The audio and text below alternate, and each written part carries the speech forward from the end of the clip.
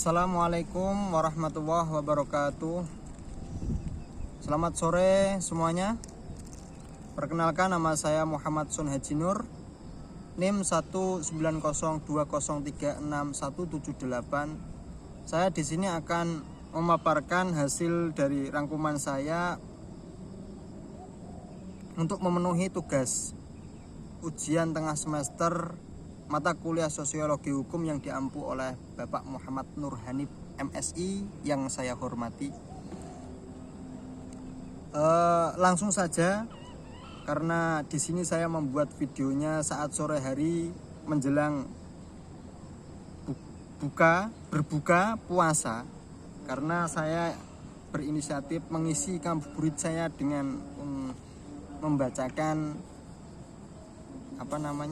hasil ujian tengah semester yang telah saya kerjakan. Langsung saja, yang pertama yaitu sebutkan 2 buah definisi sosiologi menurut para ahli. Ini soal pertama. Menurut para ahli, yang pertama yaitu dari Emil Durkheim, sosiologi adalah ilmu yang mempelajari fakta-fakta sosial, yaitu fakta yang berisikan cara bertindak, berpikir, dan perasaan di luar individu. Fakta-fakta tersebut mempunyai kekuatan untuk mengendalikan individu. Dari para ahli, yang kedua, yang mana di sini pengertian sosiologi menurut Max Weber. Sosiologi adalah ilmu yang berhubungan dengan pemahaman interorientasi mengenai tindakan sosial dan juga berhubungan dengan suatu penjelasan sebab akibat mengenai arah dan konsekuensi tindakan itu.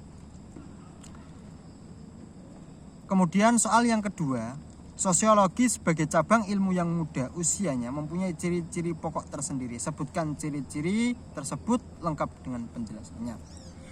Sosiologi sebagai ilmu memiliki 4 ciri-ciri, yaitu empiris, teoritis, kumulatif, dan non-etis. Empiris artinya sosiologi sebagai ilmu pengetahuan didasarkan pada observasi terhadap kenyataan menggunakan akal sehat dan indera, sehingga hasilnya tidak bersifat spekulatif. Sebagai contoh, sosiologi mempelajari tentang fenomena kemacetan di ibu kota Jakarta. Argumentasi yang muncul dari penelitian sosiologi misalnya adalah kemacetan disebabkan oleh rendahnya tingkat kepercayaan masyarakat terhadap kebijakan transportasi publik yang dicetus pemerintah daerah. Dengan kata lain, masyarakat Jakarta yang merupakan pelaku kemacetan tidak percaya bahwa transportasi publik akan menciptakan kenyamanan baik secara pelayanan maupun akses. Dampaknya, masyarakat lebih suka naik kendaraan pribadi. Argumen tersebut diambil dari realitas objektif di lapangan dan bukan spekulasi kosong.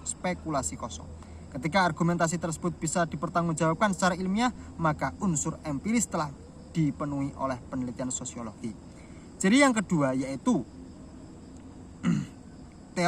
teoritis ya. Artinya sosiologi sebagai ilmu pengetahuan selalu berusaha untuk menyusun abstraksi dari hasil pengamatan empiris. Abstraksi merupakan penarikan kesimpulan yang menjelaskan hubungan sebab akibat dari gejala-gejala sosial yang diteliti. Sebagai contoh, sosiologi menjelaskan adanya hubungan yang signifikan antara kemacetan dengan tingkat kepercayaan publik terhadap pemerintah yang rendah. Abstraksi yang dihasilkan merupakan pernyataan yang menegaskan pentingnya meningkatkan kepercayaan masyarakat kepada pemerintah untuk menanggulangi kemacetan. Ciri yang ketiga yaitu kumulatif. Artinya sosiologi membangun argumen yang tidak turun begitu saja di ruang hampa, melainkan disusun atas teori-teori yang sudah ada sebelumnya. Teori-teori tersebut merupakan hasil dari penelitian-penelitian yang sudah dilakukan sebelumnya. Sebagai contoh, penelitian sosiologi tentang kemacetan menghasilkan kesimpulan baru yang melibatkan kesimpulan-kesimpulan yang pernah dibuat sebelumnya. Misal, penelitian sebelumnya mengatakan bahwa penyebab kemacetan adalah karena tingginya daya beli masyarakat, termasuk daya beli konsumsi mobil pribadi. Penelitian ini menyebutkan bahwa mobil memberikan price tag dan status yang menjanjikan buat penggunaannya. Kemudian ciri yang terakhir yaitu non-etis. Artinya sosiologi membahas suatu permasalahan sosial tanpa mempersoalkan nilainya, yaitu baik atau buruknya suatu persoalan yang dibahas. Sosiologi lebih berkepentingan untuk menjelaskan mengapa suatu fenomena terjadi. Penjelasan tersebut juga harus logis, mendalam, dan mudah dipahami. Sebagai contoh, kemacetan sebagai masalah sosial dalam penelitian sosiologi tidak dinilai sebagai hal yang buruk. Sosiologi tidak berkepentingan untuk menjustifikasi bahwa kemacetan itu buruk. Tentu saja tidak pula mengatakan bahwa kemacetan itu baik. Yang nomor 3, siapakah yang disebut bapak sosiologi dan siapa pula yang mempopulerkannya? Yang disebut bapak sosiologi adalah Auguste Comte dalam bukunya yang berjudul Cours de Philosophie Positive yang diterbitkan pada tahun 1838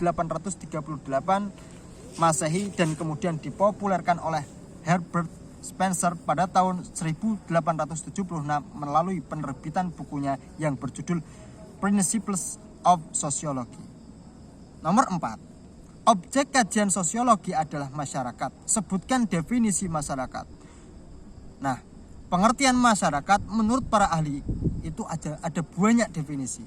Di sini saya sudah merangkum ada beberapa pendapat para ahli 1, 2, 3, 4, 5, 6, 7, 8. Wah, ini sangat banyak sekali. Nah, saya akan membacakan beberapa saja definisi masyarakat menurut para ahli. Di antaranya yang pertama yaitu dari Soerjono Soekanto. Menurut Soerjono Soekanto, pengertian masyarakat adalah proses terjadinya interaksi sosial.